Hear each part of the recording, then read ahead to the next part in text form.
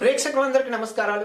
ఈ చిన్న వీడియోలో మా క్లినిక్లో ప్రతిరోజు చాలామంది డాక్టర్ గారు జాగింగ్ బెటరా, సైక్లింగ్ బెటరా, వాకింగ్ బెటరా అని అడుగుతూ ఉంటారు.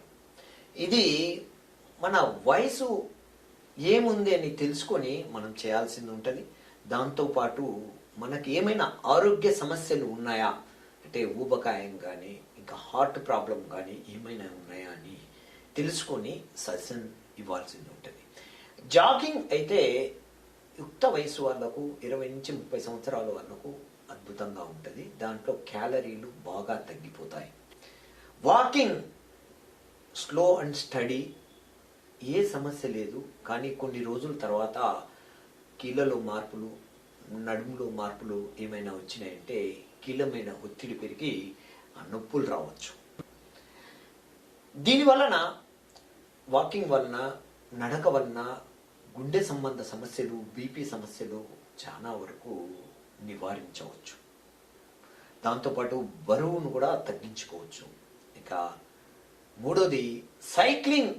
ఇది 40 సంవత్సరాల తర్వాత వాళ్లకు, ఊబకాయం ఉన్న వాళ్లకు, హార్ట్ సమస్యలు ఉన్న వాళ్లకు, బీపీ ఎక్కువగా ఉన్న వాళ్లకు ఇది బాగా సజెస్ట్ చేయబడుతుంది.